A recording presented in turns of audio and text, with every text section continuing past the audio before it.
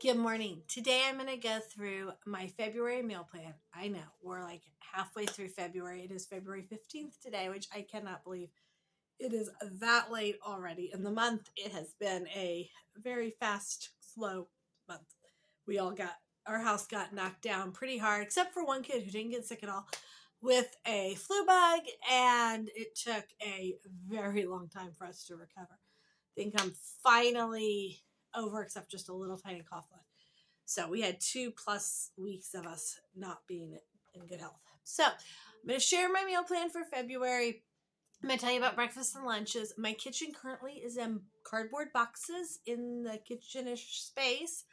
So I do not have a fully working kitchen. I have a couple counters and I'm used downstairs with a sink in the middle. Reminds me of my first kitchen, actually. Except I had a stove in those kitchens. So no stove, no oven. So we are using roasting pan and Instant Pot and crock pots. Right now I have muffin. I bought those cheapy little bag muffin mixes. Mixed up 3 of them because they just take milk. So that's easy to do in the space I have. And threw them into loaf pans inside my 2 crock pots. I can use both crock pots at the same time on the outlets. But I can't use like the air fryer and the Instant Pot. They pull too much energy. It's all a learning process. It's all a game, right? We just have fun with it. And that's okay. So my name is Stephanie. I am the mom of 8 kids. 2 are off at college. 1 comes home some weekends. 1 doesn't really come home because she is too far away. And so weekends, if I know he's going to be home, which I don't typically know till midweek of any week when he's going to come home, I do try to make some of his favorites and really good meals because he doesn't love the dining hall food at college. And otherwise, yeah, I'll show you what we're making. So breakfast. Oh, let's go through breakfast and lunch.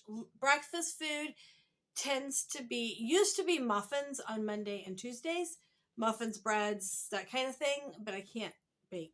So that's why I'm making some bread right now. Hopefully that will work. So right now we're having a lot of French toast sticks, frozen waffles, cereal, and I did figure out how to make oatmeal in my Instant Pot. I know it's not super complicated, but when everything was changing, it was more than I could process. So now I can do oatmeal in the Instant Pot, and the kids, we do have some instant oatmeal too. What else have we been having for breakfast? The other day we had yogurt and toast. So, and I make pancakes on Saturday morning. So that's kind of our breakfast right now. But I'm hoping to figure out some more ways to make muffins and things. Hoping I get my stove in the next month. In a month. I'm hoping in a month I can have my stove in. Although I need to buy a new stove, so I don't know how long that will take. But one step at a time. So I'm gonna lunch. We didn't do lunch. Lunch tends to be like grilled cheese sandwiches, lunch meat sandwiches, peanut butter and jelly every once in a while. My kids don't love it. Mac and cheese can be made in the Instant Pot really easily. And then we've done a lot of air fryer foods like chicken nuggets, pizza rolls, those super healthy things, right? Haha. And leftovers from dinner. We had a couple of different, maybe 2 or 3 days this week we had leftovers from dinner. So I do try to make, like today I'm making pork burritos in the crock pot or Instant Pot, depending on if I have a crock pot available. But I will make the entire 4.5-pound pork loin, and we obviously are not going to eat all of that. Sorry, the light is funny behind me because this where it's coming in and out from the sun. We are not going to eat the entire 4.5-pound pork loin today. So that will give us leftovers either for lunch or dinner. I really like having a few days of leftovers. That really helps stretch everything and makes everybody happy when I can just pull it out and be like, what do you want to eat today? So let's turn you around and see what we got.